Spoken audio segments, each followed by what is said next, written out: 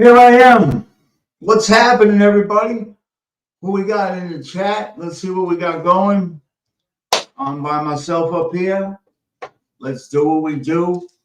As you can see, it was beautiful here in New York City today. So I'm nice and comfortable. And I want you guys to get comfortable because we're going to touch on a few things. And I know I believe you'll enjoy it. You know what? I'm going to talk to you guys first. I want to say hello to all my friends. Cinnamon Girl, CG2, what is happening? Tommy, real deal. Love you, bud. By the way, I hope everybody loved that rendition of Low on the Rocks. I try to add, as we get more pictures of our crew, we'll put something nice together. But until Timmy Irish has to sing a song, I'm going to use that. Here we go. Joey, what's up, bud? Good to see you. Stevie, what's happening? Tommy, real deal again, my man. Tommy, I took care of that, pal. It felt really good. Really good. Nice stuff. Davey T, what's happening, bud? Stevie, always a pleasure. You know it. That is a great tune. I destroyed it, but can only get better for it. But the next time out, I'll be a little better. I promise. Well, I can't promise that. I'll try. I'll lip sync. Timmy Irish, my man, 50 grand. Timmy, what'd you think, Tim? How'd you like the lead up? I gave you a little bit of what you like and a little bit of to break chops, but I happen to like it. If I would have put on Ozzy Osbourne, you definitely wouldn't have liked it. And that's it. Matty Boy, Maureen, how are you, my dear? Always a pleasure. CG2, Bobby, what's happening? Joe, you gave me great advice. What a conversation yesterday. Awesome. Tommy, we had a great conversation. Honestly, I conversated with just a lot of people, man, in our crew, our community, and it's a great feeling. Lori Love, I'm so happy you're here tonight. It means a lot. I'm gonna just say hello to a few people before we start our show tonight, and I believe I need to get in the habit of doing it, and we're going to get rolling. And it's not about me trying to wait for people to come in here. We're just going to roll. I want to give a special shout out to Mr. Ray Longo, Law MMA, and his team over in Garden City, Long Island. That's in New York. I want to give a shout out to Henzo Gracie. He has schools all over the United States, Europe, Africa, everywhere, all over the world. I'd like to give a shout out to Henzo's brother, Ralph Gracie. He has schools in Brazil, I believe, and mostly the West Coast. They're a special group of guys and amazing group. There's so many more behind the scenes with this show that help out. And I just want to say, for those schools that I mentioned, if any of you out there listening have young ones, teenagers, adults, it's never too late to, at minimum, stay in physical condition and learn how to defend yourself. God forbid, any situation. At minimum, you get in the greatest shape of your life. There is no age limit to that. Joe Town, oh, it's right. No, I want, and I'm going to do that every night. Give a shout out to some people that are great to us behind the scenes and personally, brothers to some brothers in the show. That being said, I'm serious about that. We got to get our kids, prepared for just to defend themselves. I know this ain't a self-defense class or nothing like that, but you know what?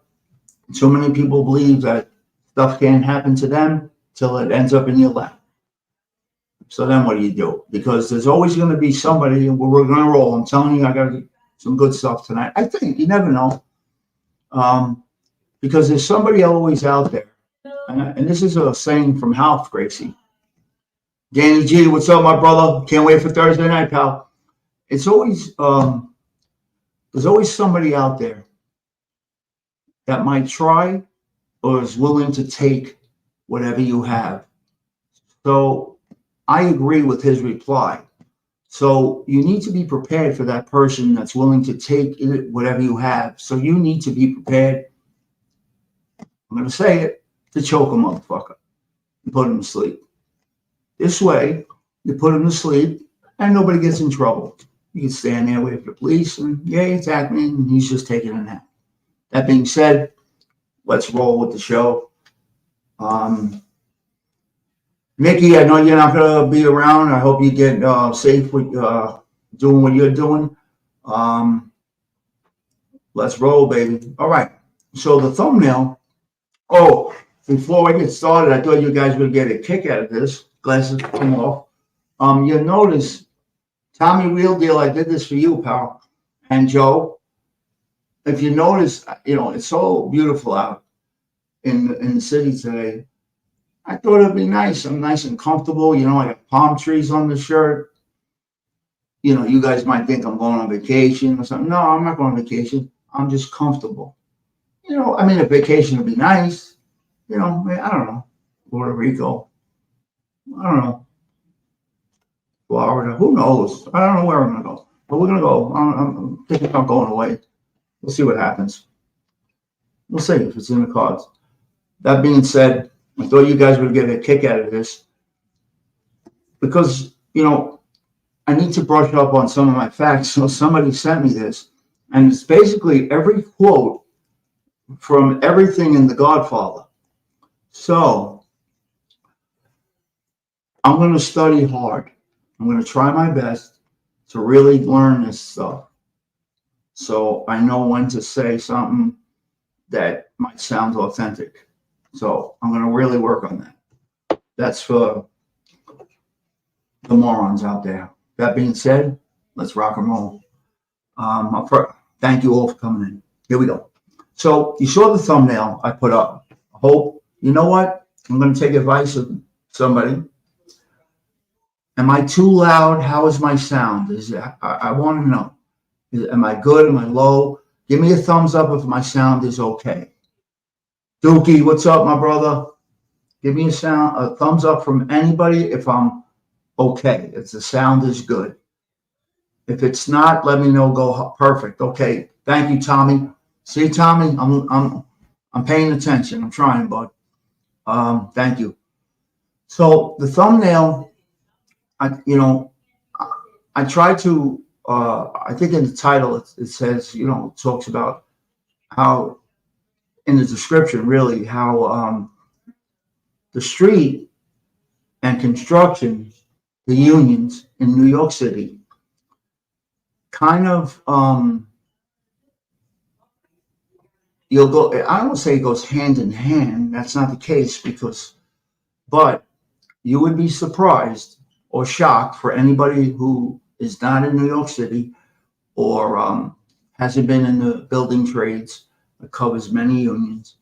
The connections of the street life, the wise guys, and forget about from the contracting end on who's getting the jobs.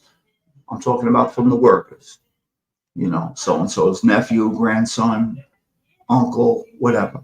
So I wanted to give a little on that, and then we're going to go into a situation I was in during the time I spent in the street. This is up in the Bronx as well, because I'll tell you where I was when these things happen as we go. So in 1985, I get into the laborers union. Okay. I don't think it would be appropriate. It doesn't matter. It's public knowledge, actually. I don't know if it's public knowledge, but I mean, if I tell you the local, it doesn't matter because everybody from that era is passed away. So I was a member of Local 731, which was an excavation union, heavy construction laborers. Basically, for whoever does not know, those are the guys that rip up the street, go down. They don't go up, they go down. Besides Davey T, is there anybody in the chat that has construction or union knowledge? Ever worked in the trades? I know Maddie, Davey T. Doesn't really matter. I just wanted to get an idea. That's why I'm explaining it. I don't want to bore anybody with detail, but sometimes it's needed. Gotcha, Joe. Joe understands construction like Primo. How are you, my brother? It's a great conversation we had today. Yeah, actually, yeah, absolutely. I'm with the Hurricanes, Ralph Crandon, the Hurricanes. All right, so I'm trying to set the table with construction. Joe, Maddie, David T. I'm curious, Dave, if the same shit goes on in Boston. So beautiful, Paul, beautiful. So beautiful, Tommy. I love it, awesome, great. So no, really, it is. So I get in 1985. School didn't work out. So I think it's gonna, but I get out of school. I'm going to go right to work and make money. Well, my father wanted to teach me a lesson. The first lesson he taught me was, because my mother had to break the news to him. I wanted to make sure I was long gone when he found out that I was asked to, I was no longer wanted in high school. And it was for no other reason that I just didn't show up. I couldn't stand it. So, that was the only reason. It wasn't I was in trouble or troublemaker, fighting all the time. No, I wasn't who I was. I was just a class clown because that's how I dealt with not being able to do the work. So my father said, "Oh, good." He finds out about it. Of course, Mom softens him up because it would have been ugly having to tell him. So my father says, "All right, so you're ready to go to work. You want to go to work in construction?" Your mother said, "Yeah, Pop. Yeah. I want to be like you. I want to go into the laborers union." Okay, good. Here's what you're going to do. Tomorrow morning, I think I was not even 18, 17. You got to be 18, I think, with the union, but whatever. Like 17. He says, "Here's what you're going to do. Tomorrow morning, when I get up at 4:30, 5 o'clock, whatever time you used to get up, you're going to get in the car. You're going to come with me. I'm going to drop you off at Burger King." That's what he said. And you're going to go in there you're going to get a job. You're going to work at Burger King. Tough guy. That's what he told me. Back then, in Burger King, you wore that disgusting, horrific orange corduroy uniform. Embarrassing. Every one of my friends came in. They would throw shakes, soda on the floor. So I would have to come out with a mop, clean. So you want to be a tough guy. You don't want to go to school. You think you're just going to, go to union, this, that, and the other thing. I had it all worked out without talking to him. So that was his way of teaching me a lesson. You're going to stay in Burger King. My mother would tell him every night behind my, he didn't know that I knew, but I had a good in with my mother. And she'd say, I'm working on them, but you just keep going to Burger King. I said, Ma, I can't do it. I can't do it. It's embarrassing. It's embarrassing. My friends are seeing me here. It's embarrassing. And then she finally turns on me and says, get over it. You should have stayed in school. So he made me do it for about a month, maybe. And it would, there's nothing wrong with working in Burger King or whatever it is you're doing. All my friends would come there just to throw shit on the floor and make me come out so they could make fun of me, so that's why it was humiliating. And it was a lesson to teach me, it's not going to be that easy for you. So finally, after about a month, I want people to understand, back in 85, I think I got in. Yeah, I did. It was this is how it worked. Joe and everybody in the chat, from Tommy, everybody in the chat that goes back then, that far, Dave, everybody, I can name everybody here, will know, I believe, like I had no idea. So one night my father says to me, all right, listen, you're going to work tomorrow. I'm so pumped up. I'm going to finally go construction. He comes home, got the boot, I'm ready to work. Boots, the whole bit. He said, you're going to go to this address. You're going to ask for so-and-so. He's waiting to see you. That's how it was in 85. I go there. I'm like a little embarrassed, I guess, a little bit. And I ask for the person I'm supposed to ask for.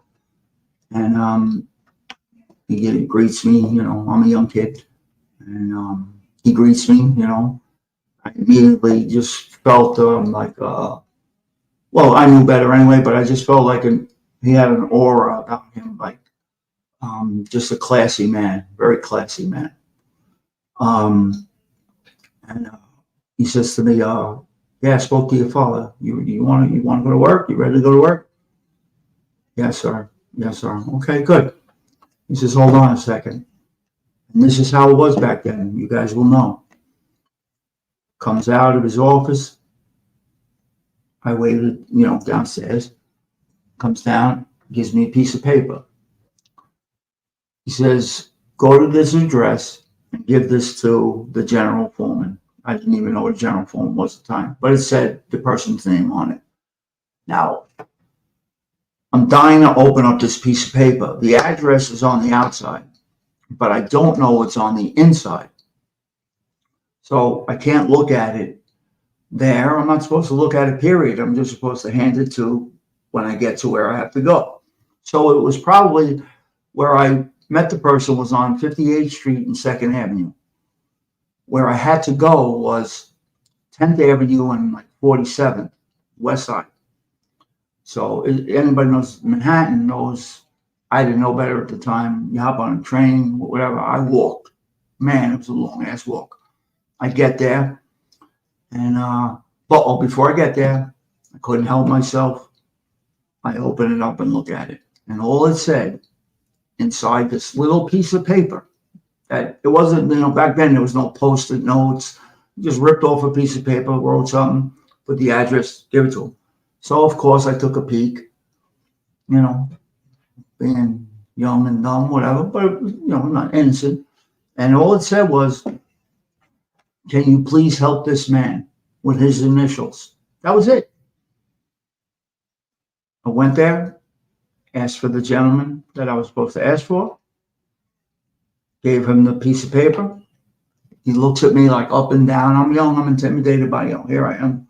I was embarrassed. Like, I'm giving this guy a piece of paper. I didn't know how it worked, know nothing about that, He says, he's looking at me. He says, I'll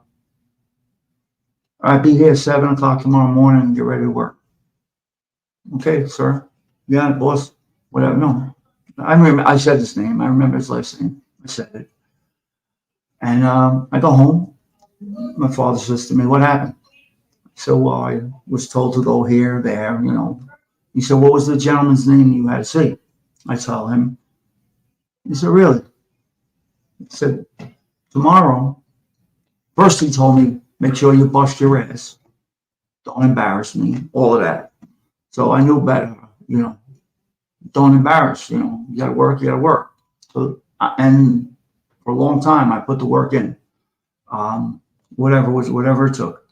And it was tough work. I thought it was going to be easy. I was going to get a paycheck and be good. No, I learned the hard way. That shit was not easy. So what happened was, though, is the person that the gentleman sent me to, his job, my father happened to know. It was a friend. Now, my dad did not know that's where he was going to send me. He just, wherever he decided to send me, he was going to send me. So, my father just told me, when it's time, just to, he's going to put it together, the last name or whatever. And it carries a lot. But when it carries a lot, because no street shit, but there was a mutual respect between them. They had worked on jobs together, who was the steward, who was the foreman. So back then, a labor steward, as many can say in here, back then, the labor steward was more powerful than the foreman. And I would say that probably Joe with 282, the labor steward, or Teamster foreman, might have been different with them. Only Joe could answer that. And anybody else with their unions could say who had, the Jews back then. I do know the Teamsters carried crazy weight, but in excavation, we dealt with a lot of Teamsters because you're in the street, so you always got a truck, the engineers with a backhoe. Long story short, that's my introduction to construction. I'm already seeing, go here, meet this one, give this piece of paper to this one. Then it happens to be someone my father knows. 2 days later, he comes up to me. Your last name is your father? I didn't even have to say it. He asked me, you're not related to, I said, that's my dad. Your father, why didn't you say something? Well, my dad told me, I just, I told him, I didn't know how, embarrassed or whatever. I just didn't say it. And he kind of respected that a lot. And it helped because I didn't go there as a wise ass kid. I knew that if I did that, it wouldn't be good at home anyway. And I just knew, young, even from construction, you don't embarrass your name, yourself. And then I would learn, to carry your name from young will carry who you are in construction, no different than your name when you're fucking around in the street. And whatever your reputation is in the street, and whatever your reputation is on the job sites. So if you're a mutt, rat, snake, lazy, no good, whatever it is, it's going to stay with you from job to job to job. No different than the other stuff. That's my introduction, and that's what I mean by they blend in a lot of ways. Another very big way I learned early. I'm going to put these on. I don't want you guys to think I'm ignoring you in the chat. We're going to definitely get to the chat. I just wanted to say a few things. I learned early. There was a lot going on when I got in. Joe, yes, Joe, absolutely. I'm sorry, I'm doing it. I said, but it's true. Tommy, real deal. There's a bunch of guys, Davey, everybody, guys. I was just curious in other states if it worked the same way. And we'll get to it at the end, I guess. But I knew early, I understood without no street knowledge at all. I knew a little bit because I was around people, but certain people, I hear them talk. But construction really educated me on what would to come later. And it's so true, because if you acted up on a construction site, especially 80s, Gnostic brother, if you acted up on a site in the 80s, I'll even go further with it into the 90s. And I did something stupid actually in 2003, but I'm talking the 80s, man. You got laid out, and nobody called the police. You banged it out. If you were known as the guy that was looking to get guys in trouble, teach your pet type thing, always up to foreman's ass, whispering in his ear, this guy's no good, this guy's no good, for whatever reason. Back then, that shit didn't fly. Guys would hurt you.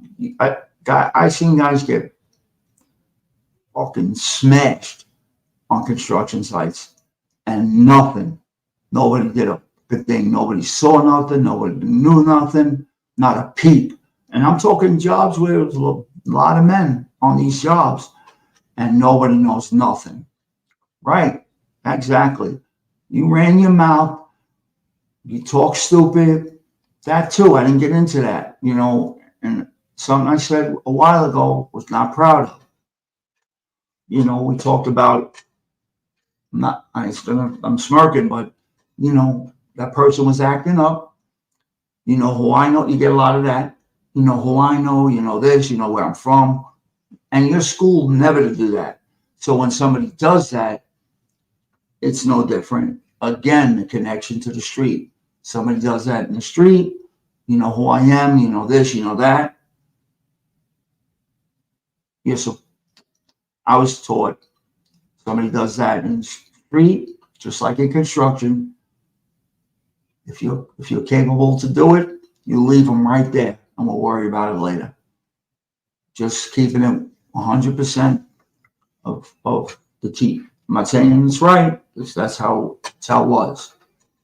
1,000,000%, not 100, 1,000,000.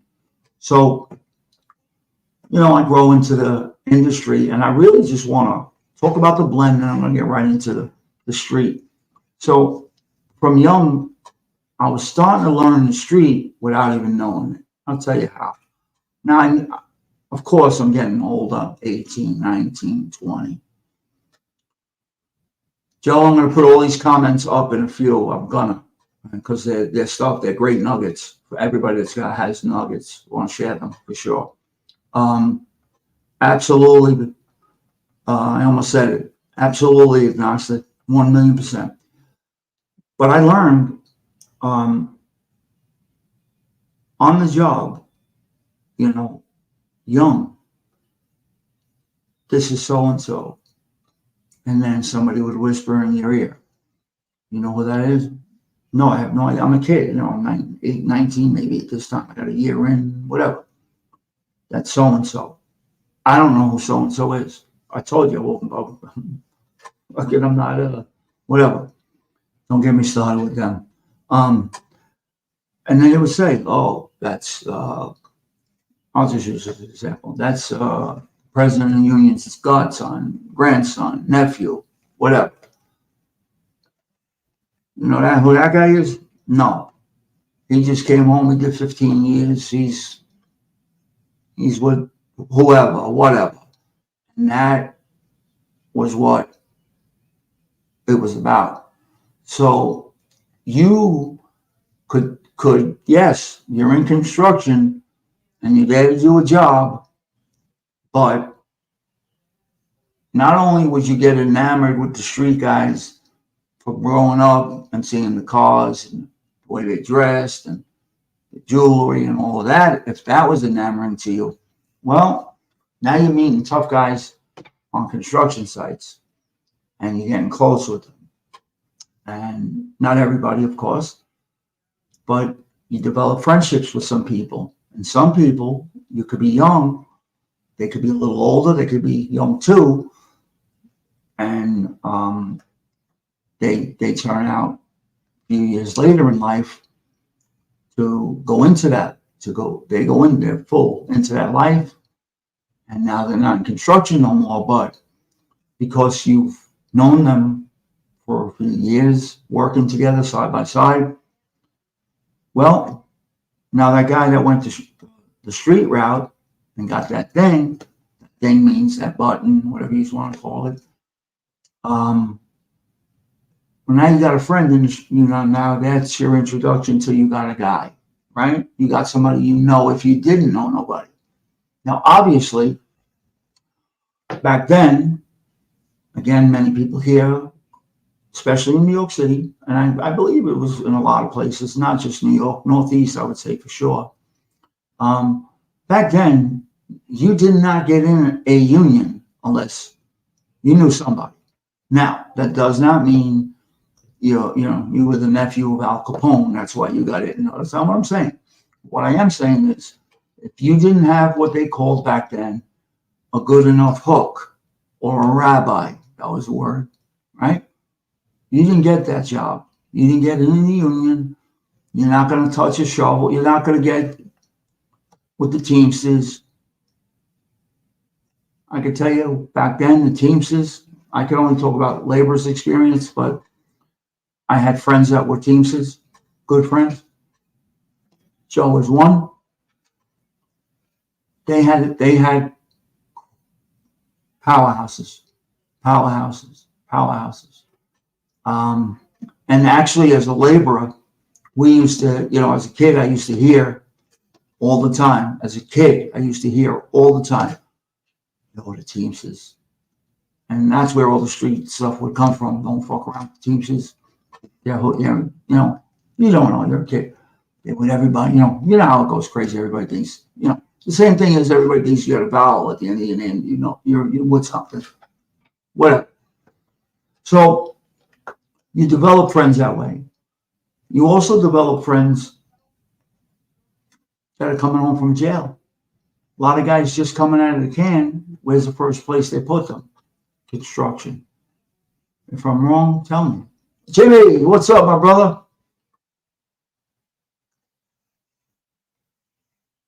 Nah, absolutely not. Yeah, nobody would ever do that. So that's my point. So there was so many different angles of the rabbi, the word. You had a friend, an uncle, whatever word they wanted to use. Thank you, guys. You had to know somebody back then. I'm talking every union, and some unions obviously were much harder to get in than the others. We're talking about Teamsters now because I see some stuff with Teamsters coming up on the board. 282, 638, later on, seam fitters. Forget about it. Possible. If you didn't have, forget about knowing somebody. If you didn't have like a serious friend, I mean, like it had to be close. Not everybody got that job. Because I never forget Teamsters telling guys, I'd be on a job being a young kid, foreman screaming and yelling. Teamster taking his time, not listening to a word the guy's saying. The guy's screaming and yelling. And I had a friend, Joey, not Joey that's here right now, another Joe. And Joe tells him, let me tell you something. Because he wanted him to get out and help the laborers put shit in the back of the truck. And that was the first time I ever heard it said. He said, let me tell you something. He told the foreman, just like this. Let me tell you something, pal. You know what I hold? The only thing I hold is the fucking wheel. Don't ever ask me to hold nothing again. Don't ask me to touch something. The only thing I hold is the wheel. Joe, agnostic. If I'm lying, I'm dying. Jimmy, whoever's in here. But in this case, this guy was a jerk off. And that's how he was treated. When the kid, he was a man. He told him, the only thing I hold is the wheel. And I'll never forget that. And I thought it was pretty cool. I was like, wow, it's fucking great. This labor shit sucks. Because labor's, you get, even if you got a good in, you could get a real jerk off foreman, and you could get abusive. And then before you know it, what's happening? You're running home, you're telling who, and before you know it, you get a big beef on the job. And we've all seen crazy beefs on jobs, So I wanted to just explain the how it all, like, now I'm not saying everybody went from construction. There's people that go into construction to be electricians, not mess around, and they stay that way. As a matter of fact, I'm sorry if anybody is an electrician here. You make a great living, but electricians had a reputation forever. They were known as the prima donnas of the job, especially in high rise, meaning, they're highly skilled. So, there was a good chance they knew they were highly skilled, so they had a little bit of a swagger to them, you could say. That being said, I knew a few really good electricians. They never got mixed up in nothing. I just wanted to touch on that so I can talk about how it blends. So you're either meeting guys that are somebody's grandson, nephew, cousin, brother, whatever, guys that are coming home from jail are being put on sites. You're meeting them. Then I go into high rise. In between, fully invested. Local 3 good guys, no doubt. We had a problem with a couple of them with Joe, but I'll tell you, I'm going to get to a quick, I don't even want to tell a construction story tonight. I just was trying to set the table, but I got some really good ones coming up. I mean, hours of fucking construction shit that'll make you die laughing, but are 1,000,000% facts. Like when we would have a problem with the plumbers, I hope Maddie's here. And plumbers, we always work good with them. We never had an issue. It was usually for us, it was the electricians in high rise. We had this, I'm going to say it real quick. We had an issue with this plumbing outfit in high rise. Now, I'm back and forth. When I say back and forth, I'm fully invested in the street, but I have a case going on. So I have to, got to do the right thing, whatever. I go back to work. I'm pushing a broom. I'm not doing it. I'm deputy foreman pushing a broom. I'm basically running the job. And I'm really running. My real function was the hoist car that takes you upside the outside of the building. For whoever doesn't know, we controlled the hoist car. The laborers, we had it. Elevator operator, local 1 guy, one of the greatest guys I ever met. He liked to not be around. So he gave us the car. Worst thing you could do is give the laborers the hoist car. Because now everybody's got to get deliveries up to the floor. You got carpenters, you got wire lathers, you got all these different trades that got to get shipped to the floor. You got guys like me or whoever running the hoist car. Guess what we want? Your delivery is important. You want you guys working early, right? You want them getting a good start on the day. Well, do the right thing. I was taught this. This is what I was taught. Well, you're in control of the car. You're controlling that job. Like the Teamsters can control the job when it comes to delivering material and shit like that. Making sure you got your book and shutting shit down. Well, if that hoist car's not moving, material's not getting up to the floors. So guys took care of the guys that were running the car. Yes, Tommy, yeah, I could go into that. Yeah, without doubt. In New York City, 6A had that. Nobody would dare. Yeah, that was their thing. So we ran the hoist car. So that was gold. That was gold because everybody made a few, made a few dollars that way. Now, when you get a contractor that doesn't want to play ball, so-called play ball like that, well, there's a lot of ways to handle it, right? Here we go. Got the first one. I'm gonna read it. I'm gonna read it. I'm gonna read it just so we can get rid of this. All right. Playmate of the Apes. Oh, Tony Jerkoff, what's happening? Now it's your time. It's your time. Get rid of this clown. Get rid of him. You know whose friend that is. You know whose buddy that is. Last week you didn't want to talk to him. Now he's his boy.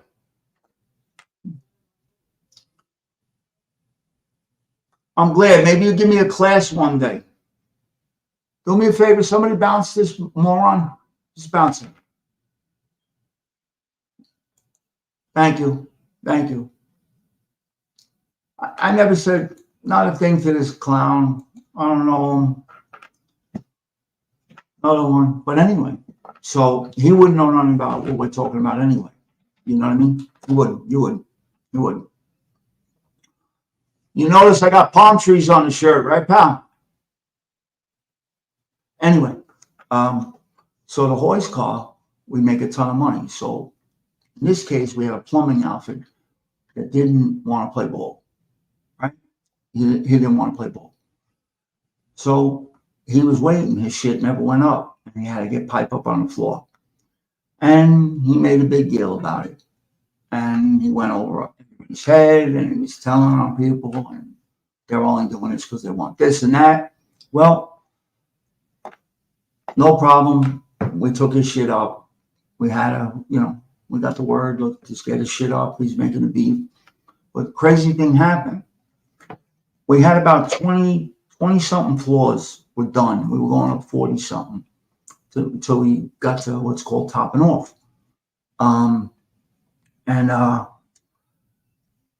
What happened is somebody says to one of the laborers, these fucking plumbers they don't want to do what's right. That's how it starts.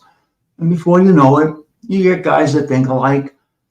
And then the next morning they come in and all 23 floors that were, the copper was already out. The bathrooms weren't put in yet, but the piping was all sticking out of the wall, all the copper's out. Everything's ready to go. All 23 floors, all the copper was snapped. 23 floors down, they had to repipe everything. That cost a lot of money to do that. I have no idea how it happened, but it happened. And the craziest thing is this. Totally fucking crazy. Guess who was willing now to be the best paying customer on the job site? And it's crazy because 23 floors of bathrooms and kitchens that were they were starting ready to put in the sinks. They were ready to go. They were roughed out. They were ready to go. All of the shit got, absolutely, Joey. They come in the next morning, and this is a big job. When I say big job, 50, 60 guys, a lot of trades, 80, big job. Nice size job. 23 floors down. Not a fucking bathroom was ready to go. Everything snapped at the wall. Had to redo everything. I don't know what it would cost. So, of course, they get all the laborers together, see if anybody heard anything, knew anything. Nobody knew nothing, heard nothing. But nobody did to this day. And that's 2003, maybe. To this day, I'm trying to find out who did it. Nobody has any idea who did this shit. It's not, and I feel bad for them. I wasn't right. It's terrible. But that's what happens. So that's the blend of the street stuff. You get a bunch of guys that they got that in them, and then you try to, start ratting on them on the site. And before you know it, now it's costing you another few $100,000, maybe more, to repipe 23 floors. And nobody knows nothing. Nobody saw nothing. Nobody knew nothing. And there's so many stories like that. I just wanted to share that one with you. And now we move on. Matt, I apologize for the Planet of the Ape guy. I don't know him at all outside of whatever, but we can't control that. So, we asked for anybody in here to be respectful. So if everybody should have a wrench. Whoever doesn't have a wrench, Yankees for life. I'm going to take care of it. I don't want to stop, but if you guys hang around, I'll make sure everybody's got a wrench before you leave here. So do me a favor. Whoever has a wrench and somebody comes in yapping like that, just squash them immediately, because he's not done. He's going to try to lure me into something. But the greatest part about whatever, it won't happen.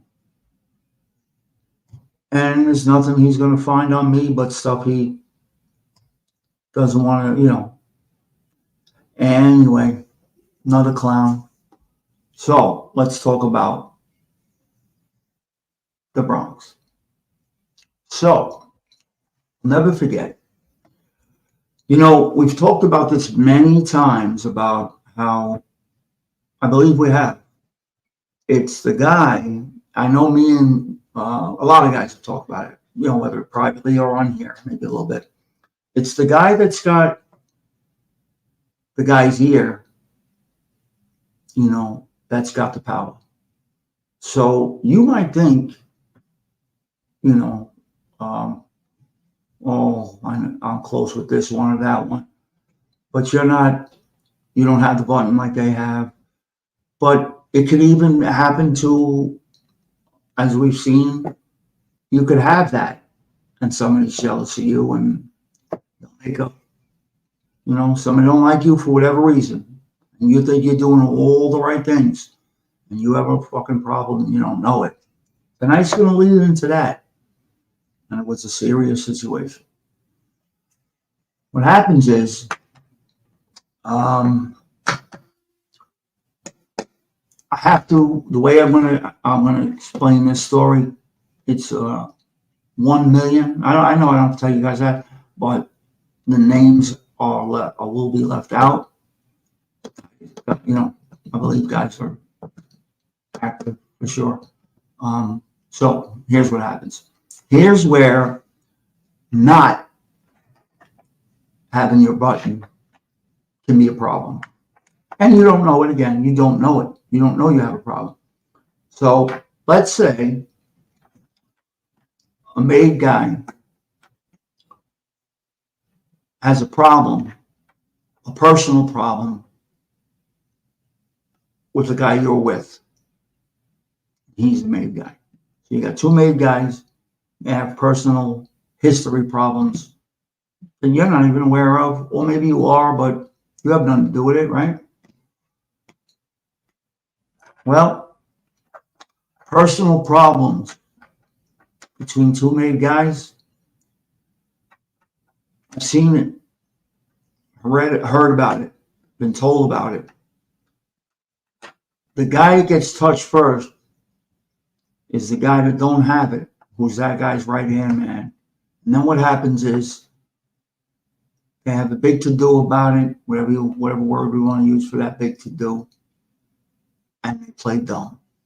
Seen it all too often. Oh, I didn't know he was with you. Why didn't somebody say something? Everybody knows who's with who. You know what I mean? And here's where we're going to go with this tonight. So Mike Tyson was fighting. It was a Tyson fight. I'm trying to remember if it was Lennox Lewis. I don't know. It was a big Tyson fight. It might have been 99. We'd have to look it up, guys. I don't remember who he's fighting, but it was a Tyson fight. Yes, they lied through their teeth just to, and you don't know about it. You don't know about it. You don't even know what's going on with the two guys that got the thing.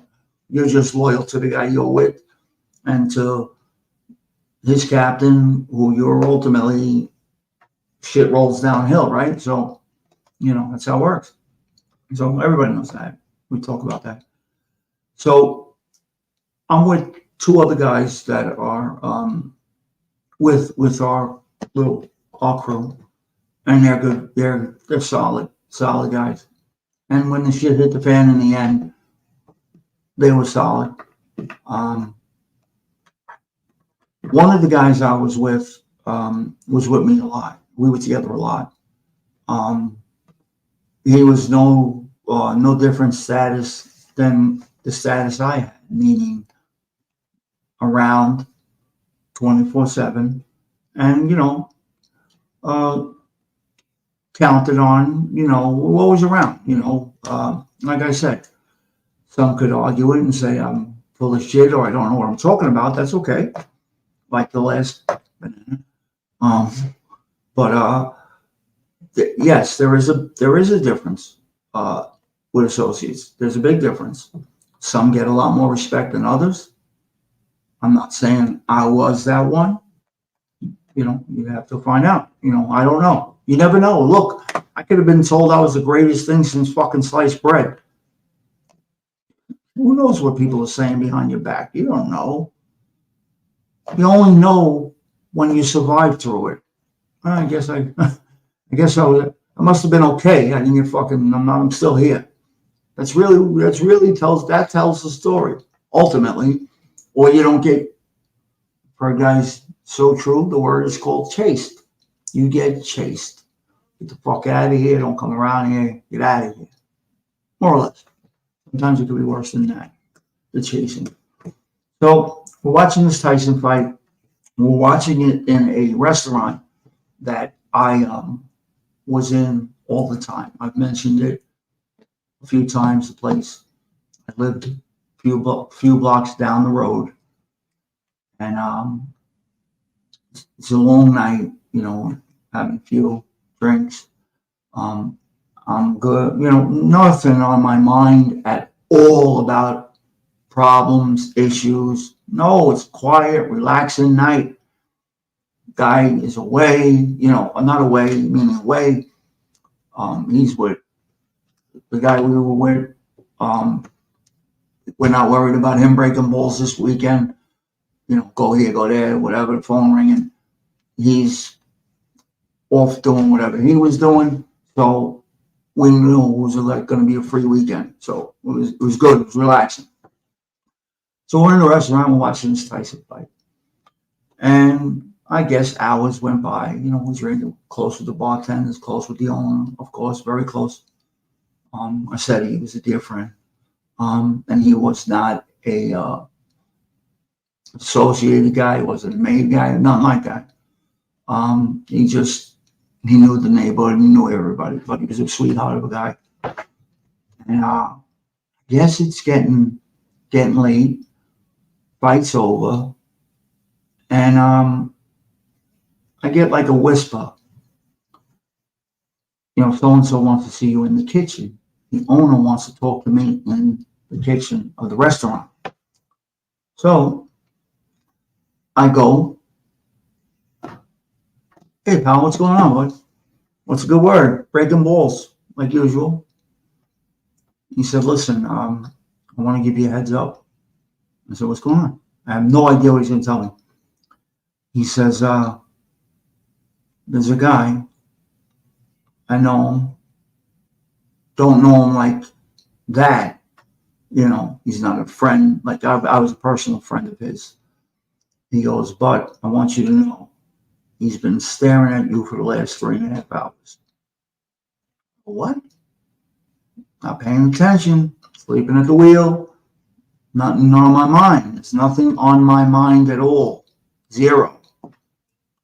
Because I had nothing, not doing nothing wrong. I got nothing dirty on my fucking mind. I'm doing the right things. There's nothing to worry about, right? Wrong. So, what do you mean? He said, yeah, I'm telling you. I know what I'm talking about. And I'm going to tell you who he is. Who is he? And it tells me. And he's straightened out. But he also says to me, he's with you guys. Meaning, same family. I go, what? So I got a friend of mine that I told you was at the bar. I come back out of the kitchen.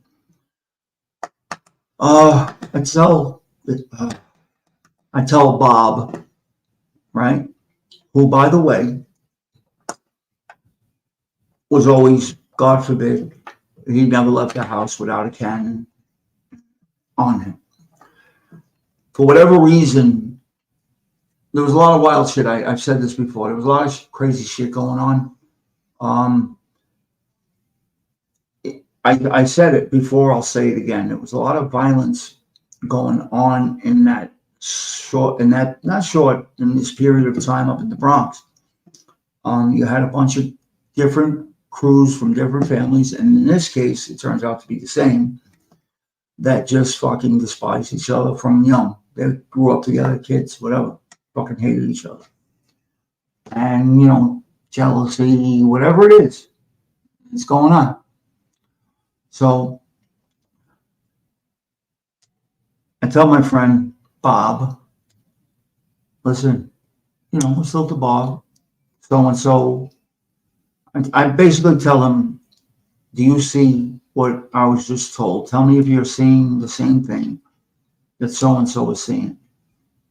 This way I'm not, I'm paying, like I'm still, like I don't want to let him know I'm watching what he's doing now. So my friend says to me after about 5 minutes, absolutely, without question, he's got something on his mind. He's watching everything you're doing. So I, not to make this too dramatic, but you guys need to understand the severity of things. And you're not aware of it. I have no idea why, what, where, but I do know this, that I don't give a fuck. I got kids at home. And I knew he had a reputation. He had a reputation because I get told who he is. And I'm like, I don't get the fucking angle here at all. Like, but he definitely has something on his mind. No doubt. He did. He had something on his mind. And at the end, you'll know what he had on his mind. Long story short, I know Tommy, long story short. I tell my friend, Bob, here's what we do. You got your friend with you? Absolutely. Good. He said, you got something with you? I said, oh yeah. And it wasn't customary that you always carried something. I know I don't want to say I never did. I did for a period of time because there was shit going on. So you had to. You had to. You didn't have to. It was a choice. But yeah. So I said, yeah, I'm good. I'm good. So there was 2 exits, 2 ways to go out this particular restaurant. Anybody that knows the restaurant, I've mentioned it a million times, the name of the restaurant. They know it. There's some Bronx people here that know the restaurant.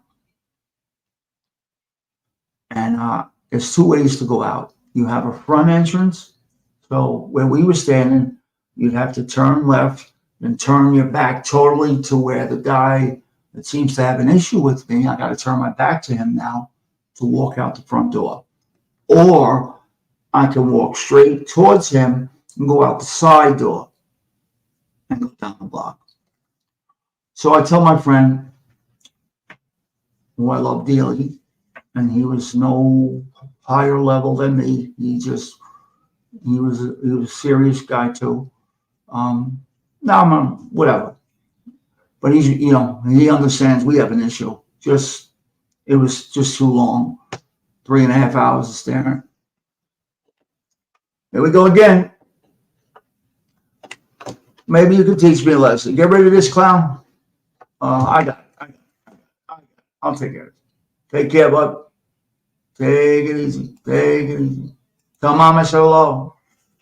Tell mom I said hello. Anyway, so I tell my friend, Bob, I'm going to go out the front. He starts following me. He knows. It's on.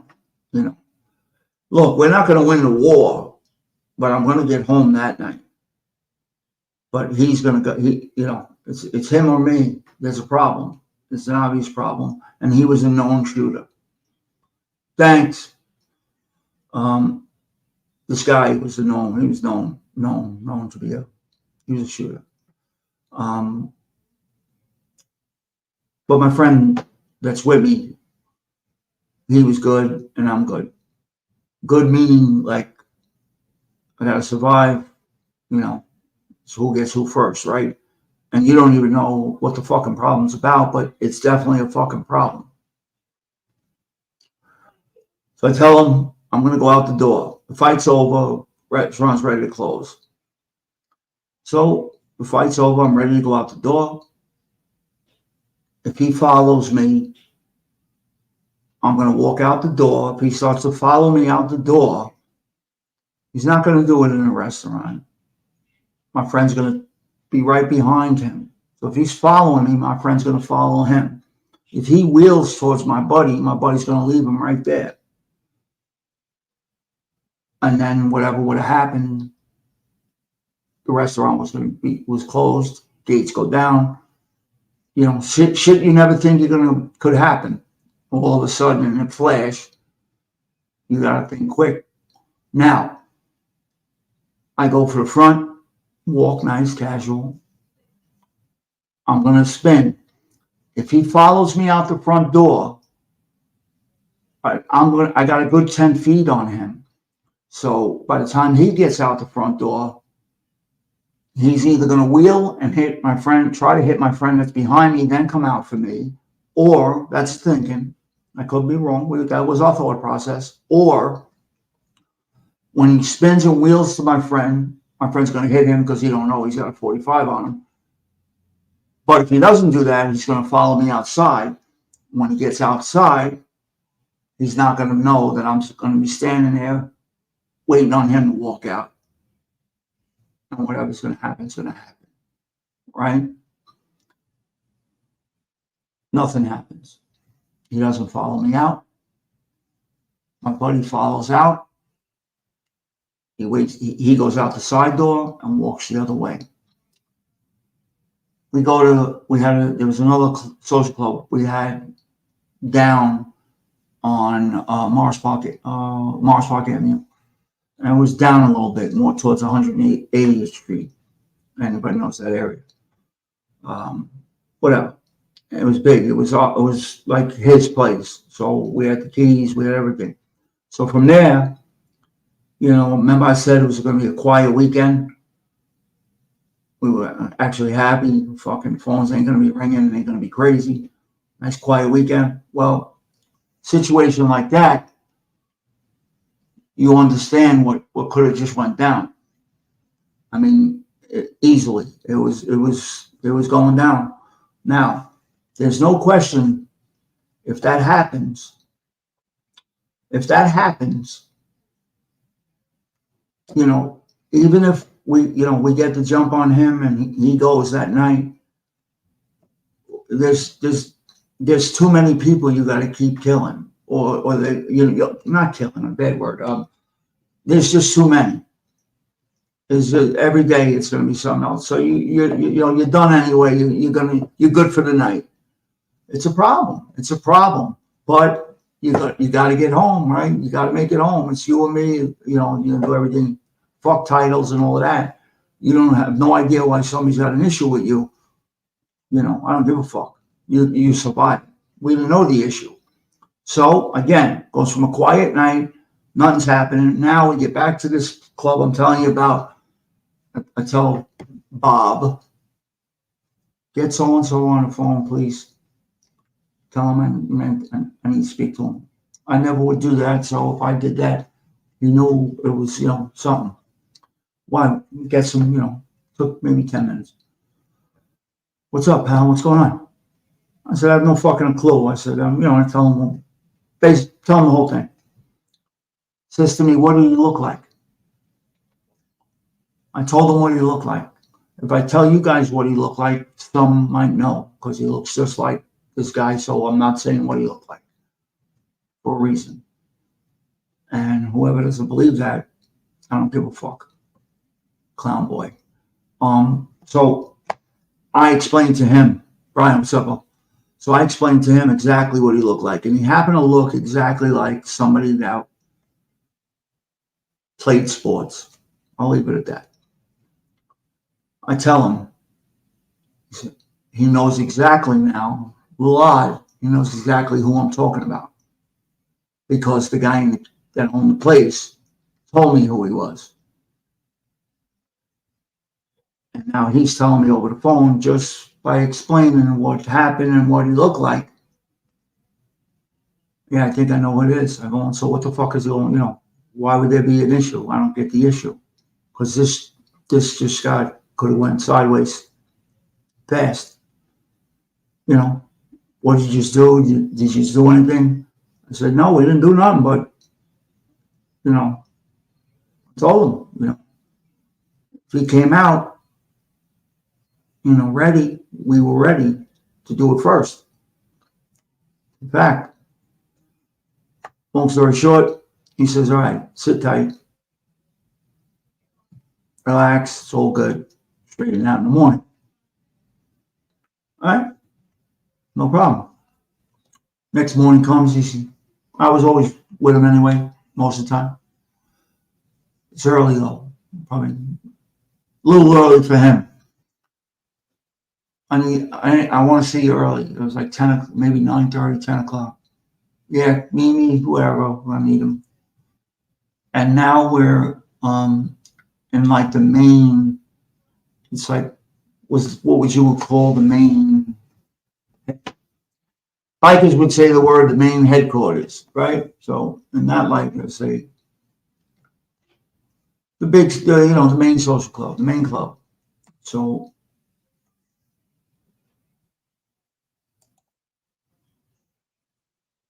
I'm a rat wannabe, okay, gotcha. It's great. I know where all of this is coming from.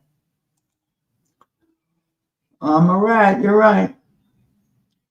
Find the paperwork. I'm sure you're working on it, but you don't have it. And I know who's sending you here, but he's a rat. And the feds can only tell him so much, but they can't tell him I'm a rat. Right, buddy?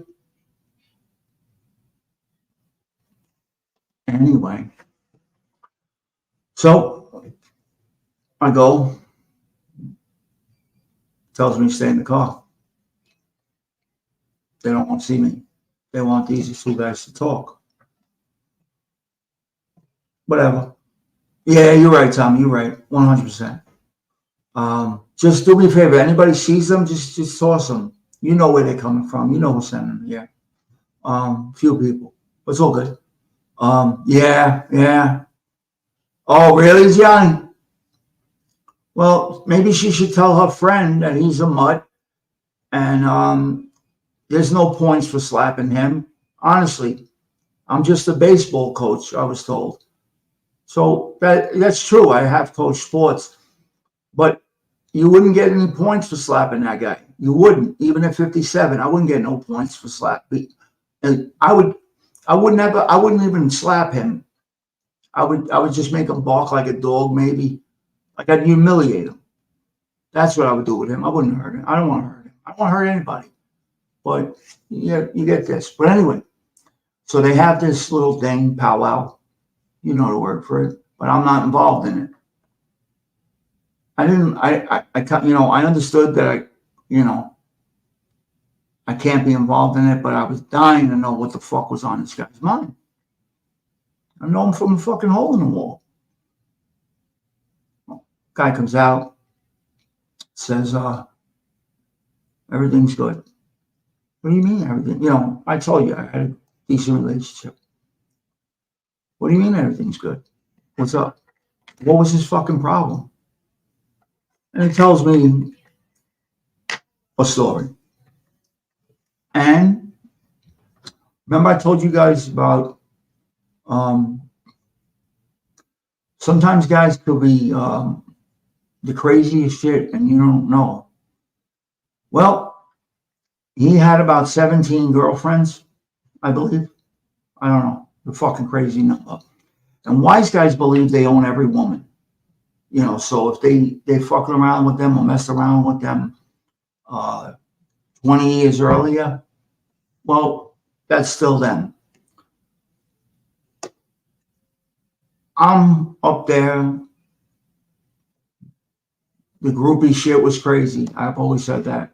Like, you know, they treated, you know, the way it blew, you know, honestly, I got more fucking groupies with that than when I did when I played ball. And, you know, honestly, people be cheering for you. Crazy shit. So he was told, I found out later the real reason, but this was what came to me. He was told that I was seeing somebody that he used to see years earlier. Years. It just, so I took it. All right, everything's good. It's over, pal. It's over. I said, but that's, you know, like I said, yo, but it's like that. Like, we're just going to fucking be a sitting duck. So that was like a big thing to me. Like, you're just a fucking target, bro. And I seen it happen after that again, not with me, other guys, other crews. Somebody gets a bad beating. Guys know he's around somebody else who's, forget about being straightened out. He's even more than straightened out. And they play the game. I didn't know, or had I known, God, pal, you know, that's the old adage. Deny, deny, deny. It's no different. Not that you would get the same protection, but if somebody's told 9 out of 10, he's with me, you know, there's a mutual respect that usually doesn't happen. But when there's a beef or something going on between two guys that have the same stripe, the guy that has a problem is the guy that's not straightened out. And that's what happened that night. And his story, now he can't go, listen, he can't sit at a table and say it's over a woman. He can't. Anybody that's watching that knows the rules, I don't know the rules of them all. You know, I know a few. One was you can't make a beef over an fucking 20-year-old Gumara. It ain't your wife, it ain't your daughter, it ain't your, you know what I mean? Nothing like that. Not your sister, nothing like that. You know, it's not somebody you're even seeing now. You know what I mean? So he can't go there and tell him that. But that was the issue. What he said at that table was not that. Just came up with some fucking crazy fucking story that never happened. You know, it was us with him. He was starting to feel a certain way. So, you know, he was going to do what he had to do. But of course, he didn't know anybody. So, you know, he's got a green light to do what he's got to do. So, of course, it was never said it was over a fucking girlfriend. It was from fucking years and years and years ago. But something was telling me, I didn't like it. I felt like, I don't know. And it passed. I was told it's all good. And then, you know, I would find out later on, and I unfortunately, I can't say it because, you know, active, that word, you know. So I would find out it was over something totally different. He was truly upset at the guy I was around. So because he was upset at the guy I was around, the best way to get it at him is to kill us or unlife us or do whatever he was going to do. So that is how that went down. The real story in the end was he had a problem with him. very serious personal problem. And a problem like that we're not aware of could cost you your life, and you don't know it. You know, maybe maybe for some reason he changed his mind. Maybe for some reason, for whatever, maybe he thought it was two and one. I don't think so. He had a serious reputation. But for whatever reason, it didn't happen. And that's what I wanted to share with you tonight about seriousness, treachery, and about, you're walking around with nothing on your mind. You're good. You think you're going somewhere because that's what you want. And in a fucking flash, jealousy kicks in. Back here, Billy. And within a flash, you don't go home. And your family's left with the fucking pain and the suffering. Because you want to be a cowboy. Whatever word. And that is a fact. It's about no girlfriend or gumata that he had. Zero. It was about they had a personal problem. And in time, maybe, I don't know. I really don't, because it'll take a long time. Personally, I could tell you guys, if I ever saw you, what the real deal was, but never over the air. It was a serious situation.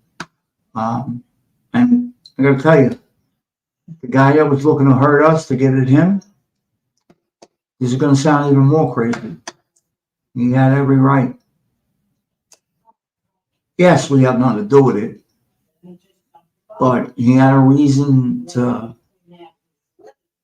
legitimate reason to be upset with the guy who was on the same level.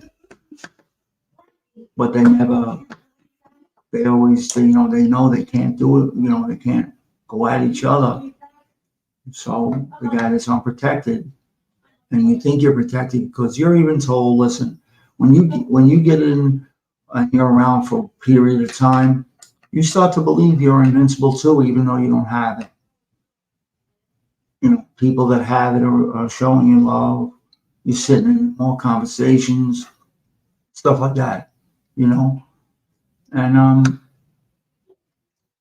this could have went sideways, and even if we come out of that place, that restaurant, and get the upper hand and walk away from that situation would have never ended. Yes, that's why there's no names, Joey. Even if we win that night, and we were determined to win that night, tomorrow would have been another problem. Next day would have been another problem, and the problem would have never went away because there's one or two of you, and thousands and thousands that they can give it to. Forget about so the problem doesn't end, but that problem went away. I was told why it happened. I didn't feel right about it, but I accepted it. We never had another issue with that gentleman. Never actually seen him again, to be honest with you. I might have seen him once, but quick wave, that was it. No issue. Found out not too long after, some months down the road, that the issue was with the main guy, and they can't do that to each other because then they both have a problem. So you take it on, you go after the unprotected guys. So, looking back on it all these years later, for what? You're pissing. I had a defense attorney, Murray Richmond, tell me He said, what are you doing? Just like that. He said, what the fuck are you guys doing? And he handles a lot of guys up in the Bronx and a lot of wise guys, period. He said, you know what you're doing? You're playing a pyramid game for morons. Exactly what he told me. And he had a lot of big guys. I'm a fucking nobody. And I used him because I was saying then, nobody was ever going to whisper about me that, my case is going to burn on. I'm using the same fucking law office that the top dogs are using one way or another. Ain't going to whisper about me. Because, you understand now the treachery, the little things. Joe, and that's what he told me as well. Except he didn't say pissing. He might have said pissing and he said something else. That's not a good, it's even worse than pissing in the wind. You can imagine. But anyway, yeah. So why do you want to play the pyramid game for morons? What are you, fucking stupid? And, because you're going over it. I don't want to fast forward to the end and how it all wraps up. It always ends up with everybody getting arrested, of course. But this was just, I wanted to bring in the connection of construction and how you don't think it is, but you're coming across people that are in the street. You're starting to do crazy shit on sites. You're robbing other shanties. You're taking all the welding equipment. You're robbing all the trades. You're breaking into their shit. You're taking every power tool. Guys will know this goes on. This goes on. Right? Yeah. Joe, you know what? Now it's time to talk to you guys. There's no question. Davey T, sorry, no, it was a great life lesson. A, I still had my life. B, I didn't even know, we didn't even know there was a fucking situation. But that's why I always say, you don't know you have a problem and you have one. And that was the perfect case of that. We used to, in construction, shit, welding machine, whatever was worth money. I mean, guys were robbing. And, that's a fact. Guys that work construction, you know it. You guys were agnostic. You guys were probably on the trustee-ship, so they put the feds in like they did everywhere. Joey, Dave T, Joe Town Jack, you guys are great, man. Listen, this wasn't like, I wanted to just share this because I wanted you, I wanted you to, whoever doesn't know. Baseball dad, 12-13. What's up, Craig? Absolutely. How did you know I was a baseball dad, though? Because my kids stopped playing ball long ago. They're men now, Actually, I didn't coach baseball. I coached football. So tell your guy, get it right. I'm going to keep you in here, baseball dad 1, 2, 3. How's that? Stick around. Stick around. Stay in the chat. Why not be respectful? Be respectful and stay in the chat. So I'll keep talking. I'm going to let you stay. Hang around. You should feel good about yourself. You're amongst men here. Okay? You're amongst men. You might learn something. So it's crazy. It's crazy. Oh, the Asian agnostic? Really? Davey T in Boston. Primo needs his wrench back. Who took it? All right. Sit tight, guys. I'm going to take care of the wrenches right now. David, tell me, if you could tell me who's supposed to get a wrench. So I'm doing it right now. Because I'm going to tell you, Primo, I got you, Primo, right now, bud.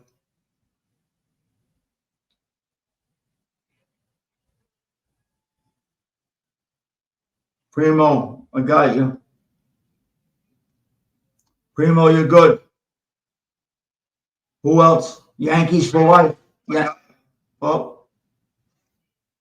Primo, you're good. Yankees for life, you're good. Bobby, you don't have a wrench? Why didn't you say something, Bob? Come on, bro. Well, how did you lose your wrench? Somebody took it from you? Agnostic, talk to me, baby. Oh, yes. Where is he? Which one is he? Yankees baseball dad? Baseball dad? Is that Silo? Primo, you should be wrenched up, brother. You know what's happening? He's getting nervous because I got palm trees on my shirt. It's either that or he still needs time before he deals with me. And I said, you know what?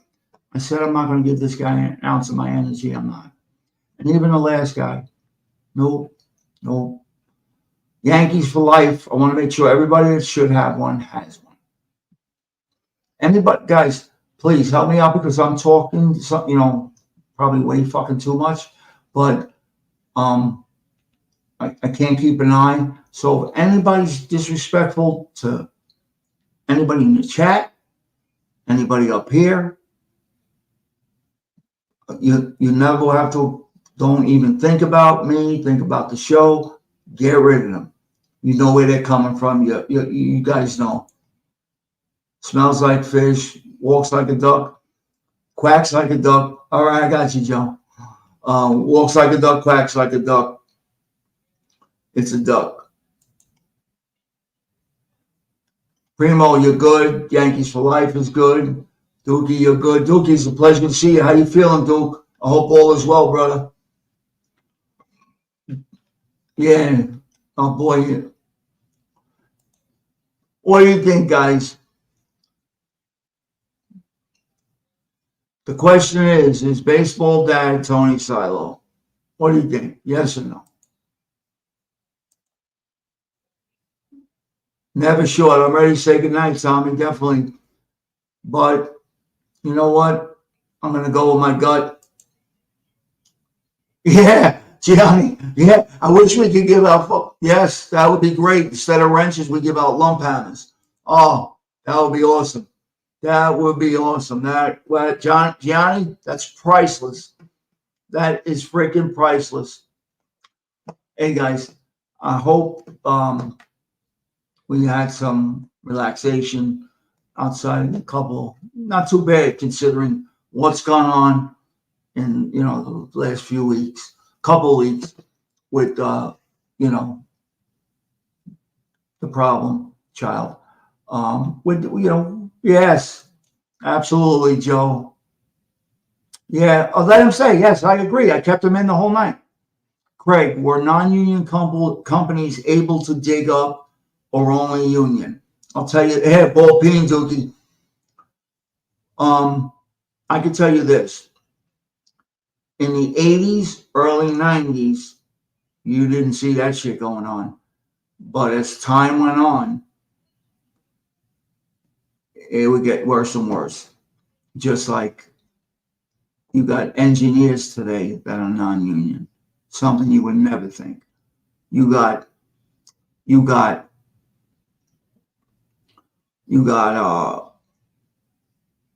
iron workers that would never happen. Fucking non-union. Elevator operators, non-union. Not everyone. And local 3, you got engineers that are non-union. And electricians that are non-union. Something that would never happen in the city, the 5 boroughs, ever. I don't know what the actual number is. Well, I'm not, because I've been out of the mix for a while. But the market share is like something like 50-50 almost now in the 5 boroughs with union to non-union. I think it's 50-50. If anything, I'll go further with it. And we'd have to do the numbers on it. I was told recently that they're losing the market share, that we're actually on the lower end now. And that happens for a lot of reasons. It happens for a lot of reasons. Guys ain't out there doing what was done before. I only saw a little bit. You knew guys were union non-union taking food out of your family's mouth. It wasn't good. I'm not saying, but buses used to get blown up, fucking job sites would get fucking, I'm telling you, there was shit violent. There was violence in construction, union, non-union. You get 3,000 members, you get guys, 10,000, all the trades would support each other and go after a contractor. And before you know it, you're putting them out. And one of my roles as an organizer was to do that. Not physically, but you put that 60-foot rat up and you make their life miserable every day. Now, of course, I know there's other people out there that have done this, so they could say a lot better than me. But no, I did that for a good period of time. And I'll tell you something, guys. I got that job as an organizer. Yes, somebody made that call, of course, but I'm going to tell you, you won't believe it, but I'm going to say it. You know what really got me that job? Playing softball for the fucking union. Why would I say that? Yeah, the phone call, yes, there was a call. But the union was already under trusteeship, which means the feds were already in the union. They were already in. They had an office. At that time, I was a decent hitter, I helped the union that way. You could say, yes, no, full of shit, whatever. It's all good. Whoever's watching. But that's true. Yes, the call was made, but the feds were in the fucking building anyway. Jimmy boy. Jimmy, what do you got to say, my man? You got to watch these contractors using scabs and tell you I'm paying them prevailing wages. I would tell them if you're matching the union price. That's right, prevailing wage, which means you could go non-union as long as you're paying the prevailing wage and you're giving them that benefit money in the check. Am I right, Jimbo? Prevailing wage, that's what that means. Absolutely. Joey, Rip 'em Up Sports. Joey Cards. Now, Joey Cards is different than Joey. Listen, Joey, Rip 'em Up Sports. Welcome. You've been a gentleman. Welcome aboard. I know who's who when we leave the show, right? And it's like common sense. You leave the show, you got to sub to the show, right? To get in the show, because you try to protect the show that way. It doesn't help. Because what happens, and everybody knows this game that they play, people that got nothing better to do. They sub just so they could come in, waste fucking 2 hours of their own time, right? And then unsub. Why? You don't have nothing better to do. Go make a TV dinner. Go make a turkey TV dinner. No, Joey, I got you, brother. Go make a turkey TV fucking dinner. That takes 45 minutes, if it's frozen real good and you got a shitty microwave, Go watch something on fucking ESPN or something. If you're not athletic, maybe take a knitting class. Maybe you can fucking knit a sweater. I don't know. But, I don't know. Go to another channel. It's a better fight for you somewhere else. Too many men in here. Joey, Tommy Real Deal, you want to come up, Tommy? It's up to you, bud. Joe, you want to come up? It's up to you, Joe. Your call. Any of our people want to come up? Agnostic, you want to come up? Who wants to come up, man? Maybe you fucking give my throat a break. Just put it in the box.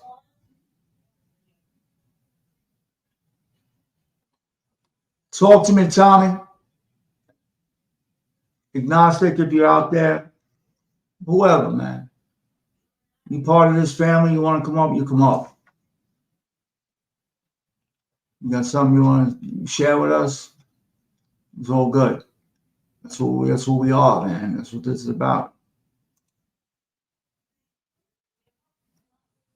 You think he will? I'm trying to. I don't know if he's here. There you go, Jim. If they're matching the union wage, I'll tell them. Well, then just hire my men from the hall. So you got the answer, right? You got the answer for them, Jimmy, already. All right, no, it's all good. I just want everybody to know, whoever wants to come up, you're welcome. That's all. That's all I'm saying. Thank you, Joe. I hope to see you again. Hope all is good. Pleasure to have you.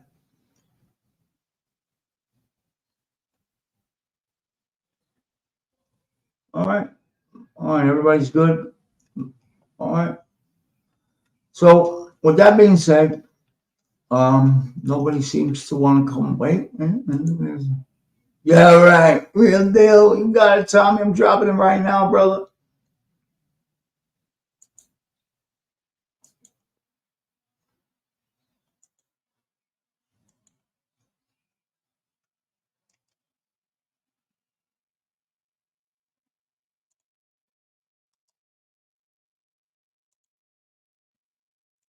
It's there, Tommy. Coming up, baby. Take it when you're ready, my brother.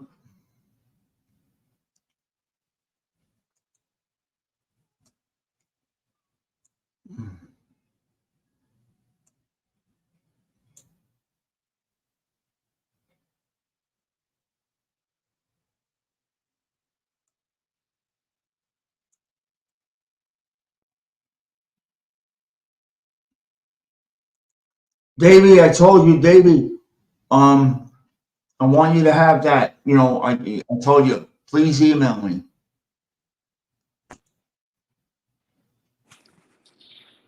What's going on?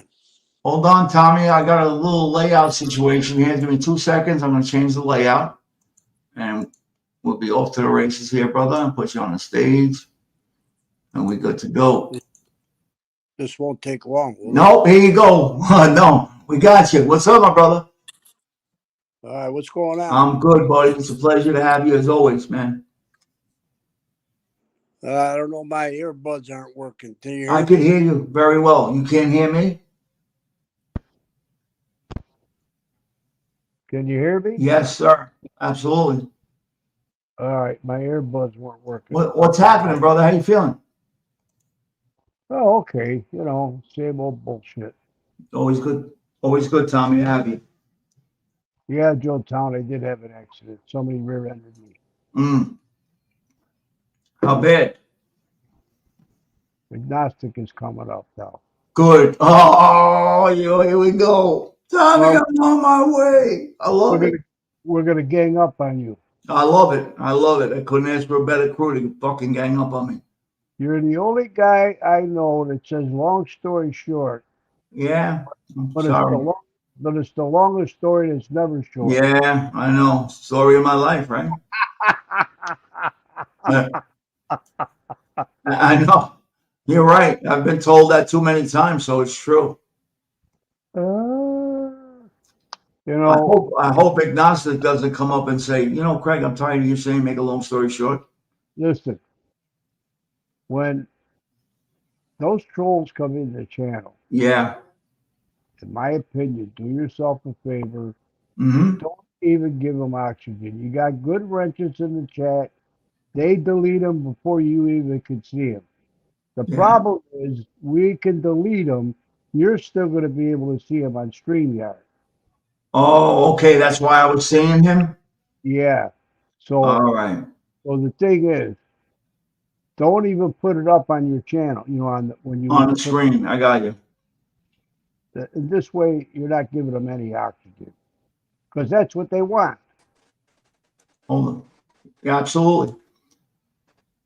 Playing right into the game, you're saying. Yeah, of course.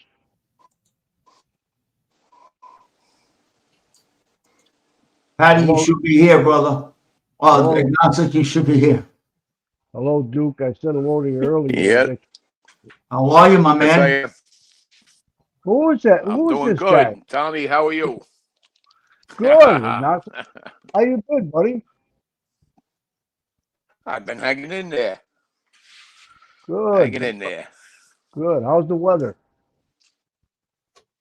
Fucking muggy as hell up here, believe it or not. Yeah. Oh, it was Jimmy, today. good night. I love you, bud. It was close to 96 degrees. No, it's not that hot, but it's definitely it was humid. Yeah. Well, it felt like well, it was humid here too, and it felt like 105. Yeah, that's just not heat. I'm too big for that weather. Well, You're not the only one, agnostic. I'm too old for it. Fucking killing me today. Forget it. It was hot. I thought it was humid today as hell. What are you guys gonna do when you get to be my age? Well, first we got to get there. Well, I guess I'll worry about Turn it on then. the air conditioning. you got to always think young, and then you'll, Yeah, I know. That's why I'm training now. Oh. I had my son when I was 50. He's 26. Did you? Yeah, he's 26, and I'm 76. He'll be 27 in October. I'll be 77 in September. That's awesome, Tommy. God bless, man. Wow. Yeah, we went out to dinner Sunday. Yeah, I Him had and my his wife. son late. Yeah, well, That's, you know what? wow. It was the blessing for me, that's for sure. And I'm sure it is for you too, Pat. Absolutely. Absolutely. Yeah, he's my little godsend. But I had him, I was 41. Yeah. That's nice, though, agnostic. That's beautiful, man. Yeah. Yeah. Except for when the what happened? Can you hear me, Bull? Yeah, we can hear you. I All right, can. I was telling agnostic. That's beautiful. My fourth, I was older than my older three. I had very young. In my 21, 22, 23, 25. I had three kids by the time I was 25, and then there was a 9-year gap, and so it was not. It's nice. I thought I was done, and nah, I wasn't. I thought I was. Wow. Yeah. Especially when you're young, you kind of grow up with them, Yep. Yeah, my daughter turned 35 yesterday. Yeah. So I was 38 when my daughter was born. yeah, And she's 38. absolutely. I think it's So I'm awesome. not the only one. All right. No way, nothing. Well, it took me 4 wives to get it done. How many times, Tommy? 4. All right, so it is what it is. I used to trade them in every 7 years. Like a car? You're crazy. Hey, Tommy, you know what you call a guy with 4 wives? Huh. Stupid. What? A slow learner. You ain't fucking kidding.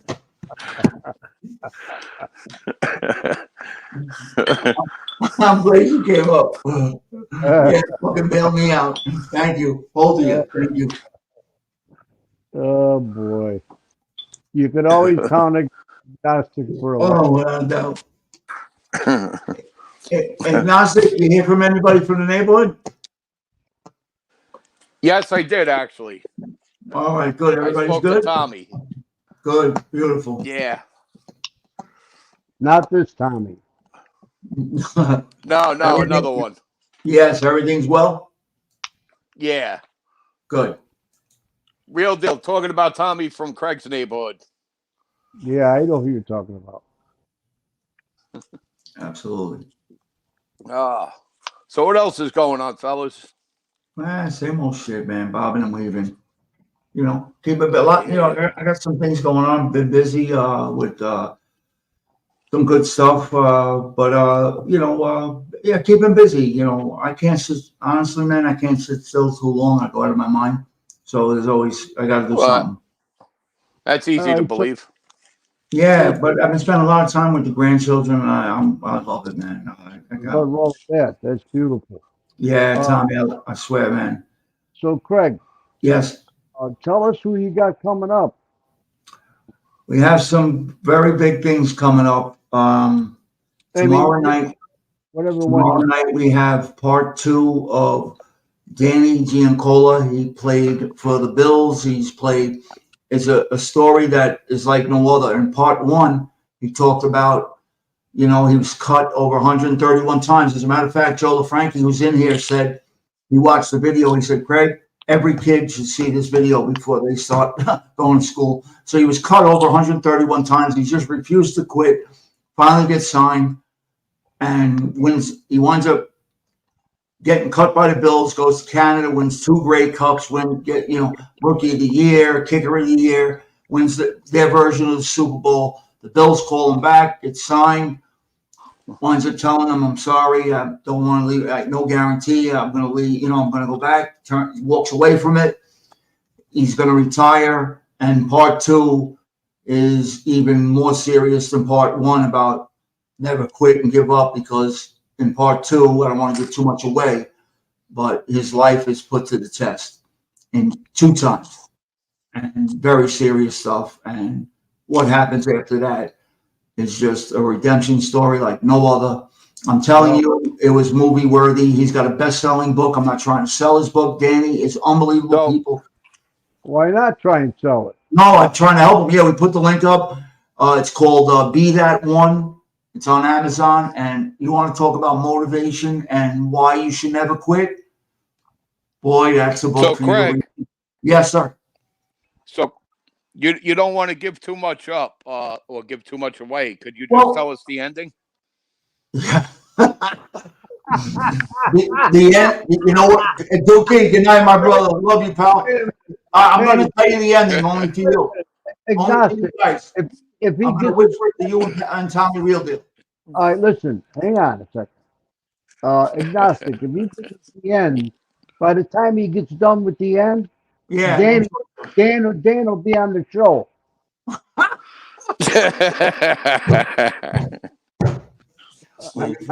Dan will join the show from a book signing.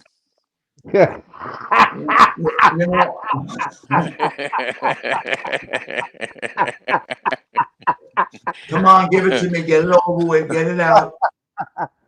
Come on. Get it out. Get it out. I love it. You can take it. Come on. I'll be all right. I'm going to live. You're right. That was good. That was a good one. I knew you were setting me up, Tommy. And but now that you said it, I feel like I should give you the fucking end, just to ruin it. Don't you dare. I would never. Not a million years. I love Danny. I'll end the show without you even knowing it. Hit the button. Hit the button. You guys are great, man. Honestly, thank you for coming up. You're awesome, brother. Well, I'll tell you one thing. If the second part, which I'm sure it is, if it's anything like the first part, it's got to be dynamic. Unbelievable. He knows how to tell. He knows how to tell a story. He keeps you interested, and he's very good. Very good speaker. Thank you, Yankees for life. Thank you so much, man. Oh, Agnostic, we got a comment for you. Here we go, baby. Primo says, Agnostic, you and the Beans brothers were epic giving fish shit on lefties. You'd have to fill me in on that one, man. Oh, that was a funny one. Well, how long ago is this? That was a good one. About a year and a half ago, and then I just bashed the Beans kid. Man, you had to do what you had to do, pal. Yeah, no, he wanted to make a fool out of himself, so I helped him. That's always right. It's easy, a lot easier that way when he wants to help. Oh yeah. It's Tommy tells me a lot. You know, you told me, so man, don't give them air, oxygen. But it's true. You give them enough rope, they just make a fool of themselves and they hang themselves. It's so fucking true. It really is. Oh, Oh, yeah, no doubt. yeah. Absolutely. But would you Yeah, respond? Craig, I see more frauds on here. Forget it.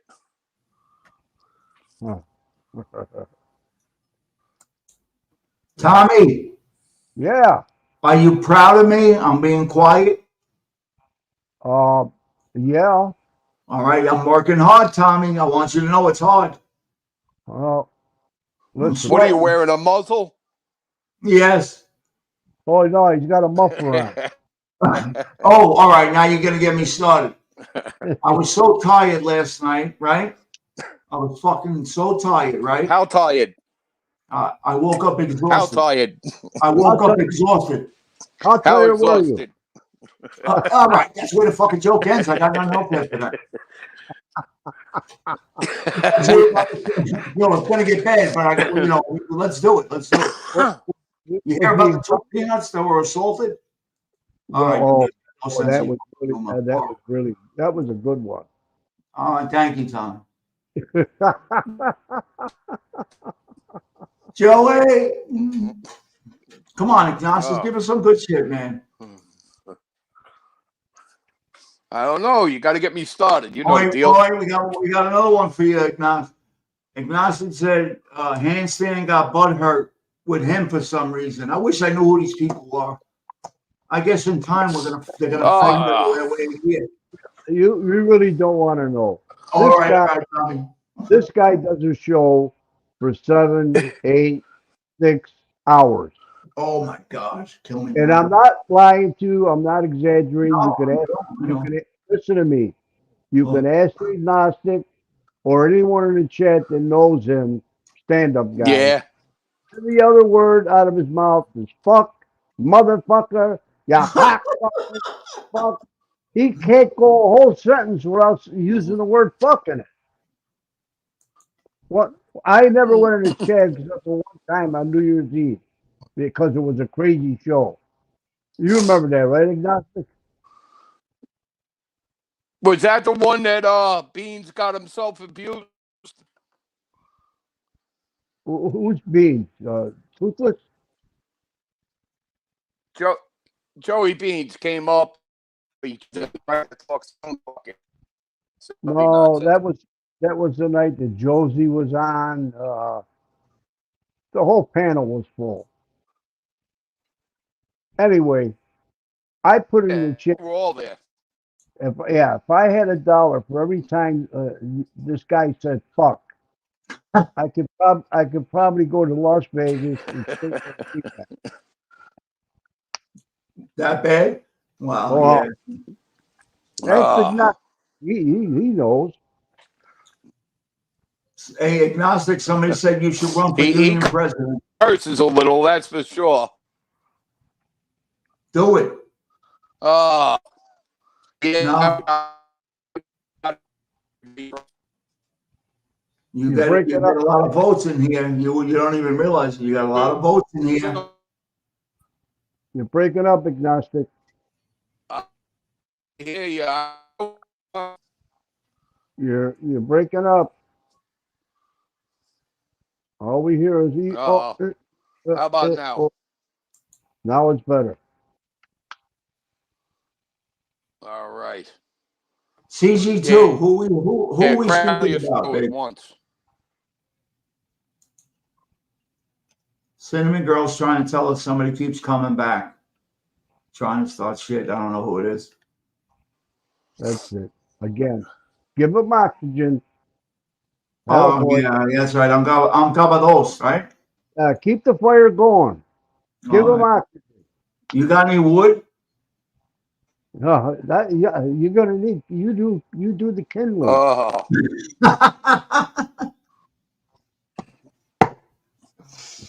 Agnostic.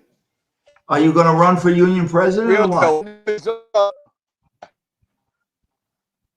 Yeah, he's breaking up. Up again. No. Oh my God. Oh, I hear you. All right, I got you.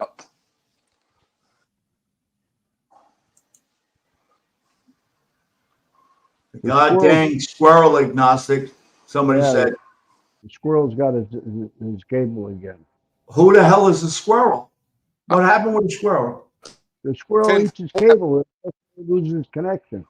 Oh, well, that's what happens when you're in the fucking Appalachians. In the boondocks. Oh, yeah, man, he way up.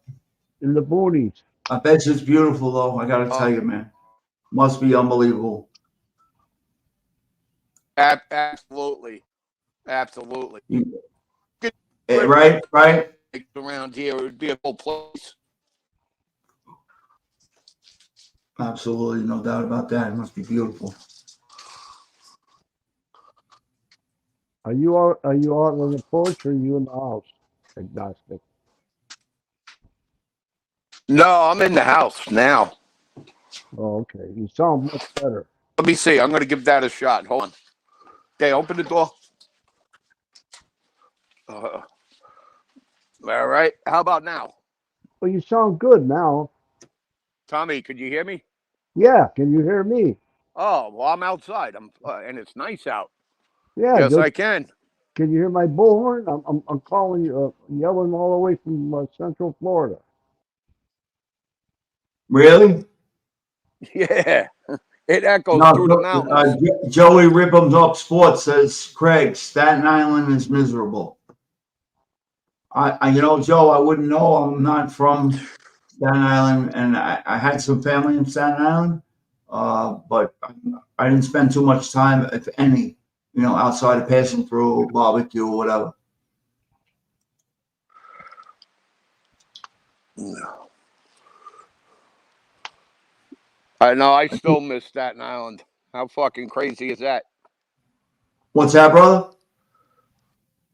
I still miss Staten Island. Yeah. Hey, Yeah, I do. I do. Yeah, I'm tired of the city too. I've been 20 years. I've been trying to say I want to get the hell out. That's the truth. So someday, hopefully it'll happen. It's listen, it is what it is. But the reality is, I get it. You gotta live your life. But I got my mom here, and I gotta do whatever. And the right things, and my grandchildren, they could come to me. I get it; they would. Well, you know what? When you get a little older, you might do it. Right now. Yeah. With your kids and the grandkids are very young. Yep. You need to be there. Yep. Yeah, you're right. It's true. When you get to the retirement age, that's a different story. I want to be a cowboy, Tommy. I want to go to like Oklahoma or some shit. Yeah. I'm not trying to go to Florida. No, I'm trying to go to like Wyoming or some shit. I'm serious. Yeah, Craig, you ought to consider that, because when I look at you, that's all I could think is this guy's a cowboy. Yeah, you'll fit right in. No, I can do impressions good. I can do, like, if you tell me to do a state, I can do the accent. I can. Like, if you say Montana, I'll do it. Oh yeah, you'd blend Tennessee, right in. I'll give it to you. Tennessee would be a good. Tennessee is a good place to move to. I love Tennessee. Researching it, I like Tennessee. I like South Carolina. I like. You'll be shocked. I love Kentucky. I like Arkansas. You're gonna laugh. Arkansas, that's a good place. Well, yeah. Fayetteville is really becoming like a really nice spot to live. If you want to go to Arkansas, I got a good friend down there. His name is Chicago Mary. He's a good buddy of mine. Oh, you're being serious? Oh, yeah. Chicago Mary. Yeah. He loves me. He loves me. Well, somebody just told me they can't picture me in Montana with elks. Nah, you'd fit in. You'd fit in like a fucking transvestite at a bikini contest. Yeah. Oh, God. No question. Yeah. Well, I do like Tennessee, too. I do. I love Tennessee. Looking at it. I'm not saying, I would check it out, Go for a couple Now, of weeks. Here we go. Now he's gonna call his baby.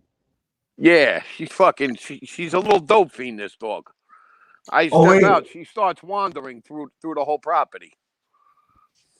Oh, Get in there, you dope. Agnostic. Yeah. Primo said it's Arkansas, Mary.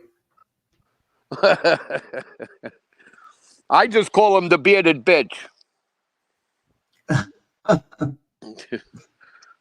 Penn State guy. Bobby, where in PA are you? Yeah, Penn State guy. You're up in the Scranton area, right? Yeah. I don't know where Bobby's from. Oh, Bobby, I'll come out to PA. You got the right to carry out there. There's no question. PA's would be on the list of places Right. I would consider. Bobby's in Harrisburg. That's not too far from Scranton. Really? What is? I'm sorry, real deal. What is that? Is that scrotum, PA? Yeah. Yeah. That's right. What He's about on those? a roll. He's on a roll. It's not his up. What about those towns? They got real sexual names. There's like 3 towns in a row. I'm serious. The guy from PA would know. Ask Gorky. He knows. Gork. You're talking. Oh, I know. Yeah. I know what you're talking about. Is that open vagina, PA? Yeah. Then there's the Davey, I love it. I used to love it up there. the township of big titted bitches. Yeah, I know where it is. Intercourse, PA. Oh my God. And of course. How about what, Marshall's Creek? What were you, Bucks County, or Fox County, whatever it's called. Bucks Yeah, County's those- near Philadelphia. Yeah, Craig, those are all sexual names. I could see that. Yeah, I'm into that. That's where we're gonna move, right to a sexual. Yeah, I can see the connection. Absolutely, Bucks no County. doubt. I'm gonna get a fucking Columbo raincoat and move right in. Oh, No doubt. Tidy old late. I got to be careful because that's how you talk. So I was just gonna say something crazy. you know what Arkansas is good for, right?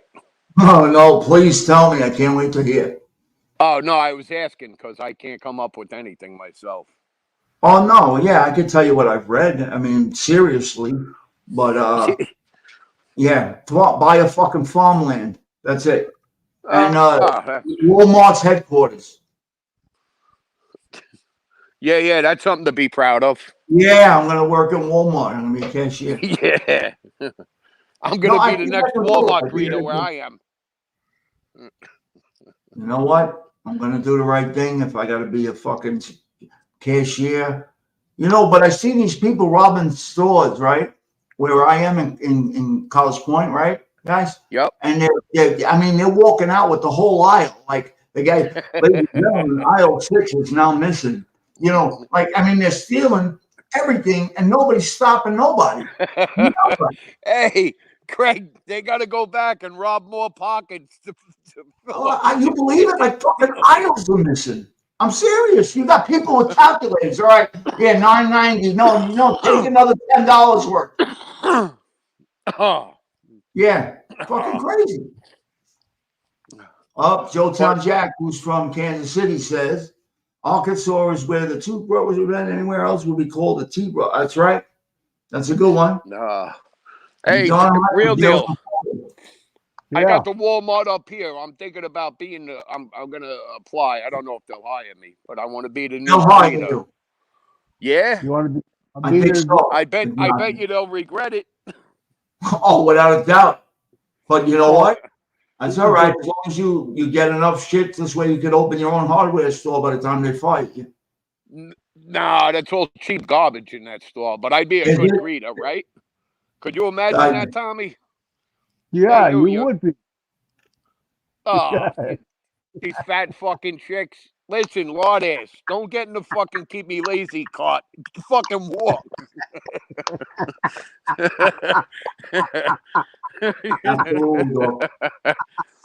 Can you take the cart? Well, you got it this far, asshole. Push it. Should be sitting in the cart and should be saying, "How come this isn't going so fast?" Well, what the fuck? You weigh 500 pounds. Yeah, what do we got to put a Volkswagen engine on it? We'll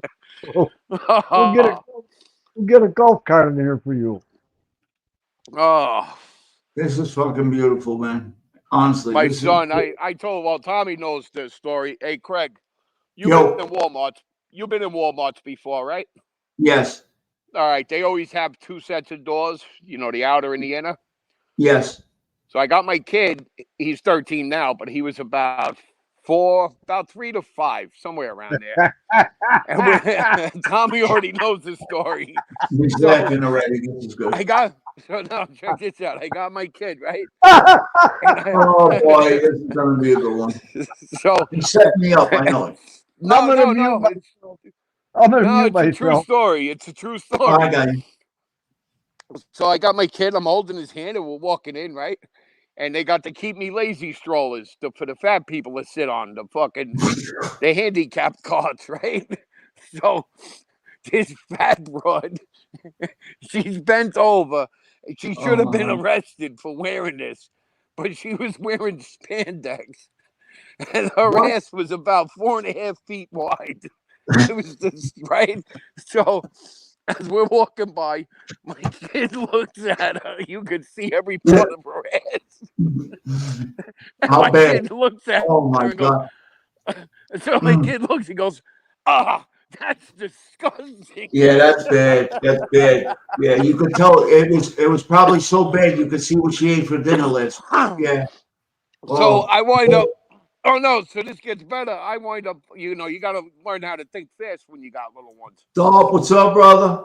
So I swoop them up and I start telling them, spit it out, because this fucking beast stood up and looked at us. Oh, I'm gonna fucking throw up. And my poor kid's looking at me like, spit what out? It was comical. That is fucking crazy, man. Let me tell you. Yeah, like, where's your self dignity? A lot of times I get home, whatever, I'll sit with the old lady, and she watches these, like on YouTube, and these people, how they fucking dress, like everything hanging out, and it's like, are you kidding me? You know, they wear like 800 pounds, and they're wearing these stretch pants, and it looks like they ate meatloaf for dinner. It's disgusting. I'm gonna throw up. I can't even think of it. I got a weak stomach, so I can't even look at it. Cottage cheese everywhere. No, they're fucking beauties. Hey, hang on a second. Agnostic. Tell them the story about when your son was 5 years old and the black guy, he opened the door. Or, tell them that story. Oh, you know which one I'm there's talking a big about? mall up here, Cross Gates. Yep, yeah, I know. There's a big mall, Craig, Cross Gates, right? So my son is with his mother, his sister, and his brother, right? So they're walking into a store, and this black family comes walking out, right? So my son grabs the door, you know, trying to hold it for the guy. Now, mind you, he's 5 years old. The father, I think he might have been a little younger. All right. So the guy leans over and says something like, "Thanks, little man," and goes to fist bump my son. My son fist bumps him and goes, "Right on, brother."